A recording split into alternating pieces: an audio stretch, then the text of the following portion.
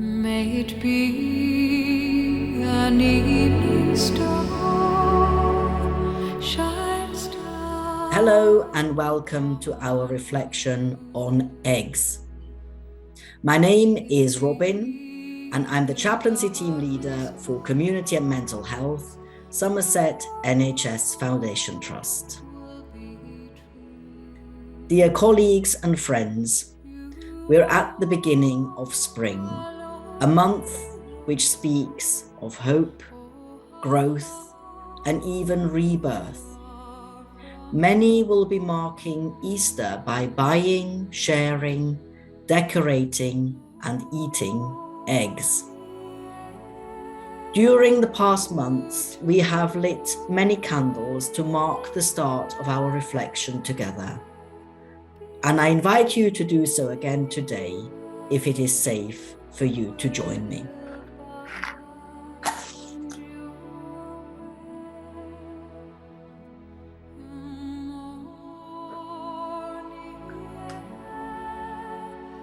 The light of candles remind us how light and warmth can return, if the conditions are favorable. So let us create within ourselves such a welcoming space. Let us allow peace, warmth, hope, and calm to fill us as we start to breathe more deeply. And let us take some time to think how we have emerged from winter into spring. Within us, do we notice a thawing or buds of hope emerging? Are we able to create a place of nurture within us where life can unfold in abundance, vibrancy, creativity, and wonderment? Let us start today's reflection with a poem simply called Egg. It's by Linda Pastan and was written in 1977. Egg. In this kingdom, the sun never sets. Under the pale oval of the sky, there seems no way in or out. And though there is a sea here, there is no tide. For the egg itself is a moon, glowing faintly in the galaxy of the barn, safe, but for the spoon's ominous thunder, the first delicate crack of lightning. The egg is for many a symbol of hope and life. These days, it's forbidden to collect eggs from hedgerows and trees to ensure the survival of our native wild birds. Birds require so much energy, care, and attention to create a space for the eggs to be laid, incubated, until they hatch. For a long time, scientists did not know how the chick got into the egg. It was also not known if the egg on its own generated life. Before more powerful microscopes were developed around 1550, much magical thinking persisted about the conception and birth of plants, animals, and humans. One scientist claimed that everything comes from the egg. It may not be something we often think about, especially when we tap that spoon onto the egg we've decided to have for breakfast. Within magical thinking, the boundaries between species can be blurred. And this is probably one reason why we still talk about Easter eggs being delivered by a rabbit rather than a chicken.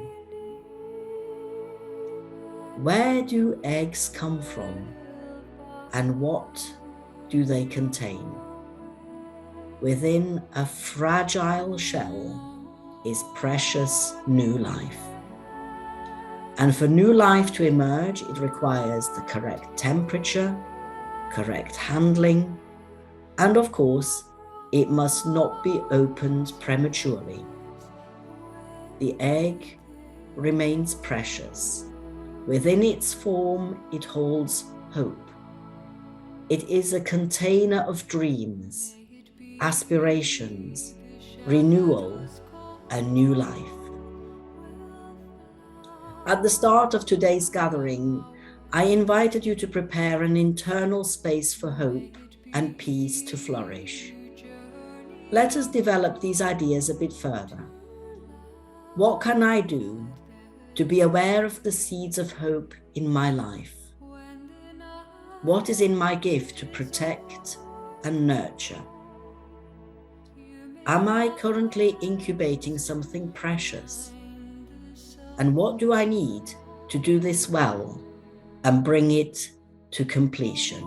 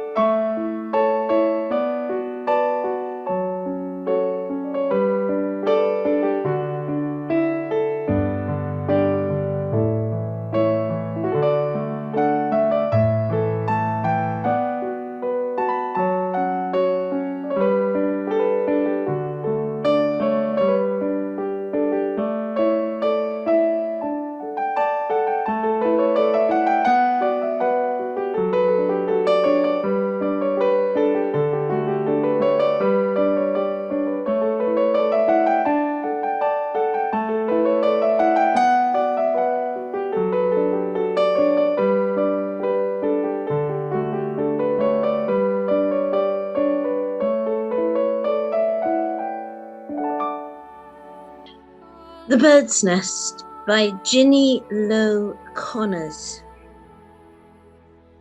Round as the seasons which turn and return, the wheel of life makes visible its form, sturdy, woven thin sticks that wrap around each other, over and under and through, carefully worked with mud dried to a thick adobe. Soft, cushioned in its center with the finest pine needles Bits of down, a tracing of moss, and one blue thread that appears and disappears.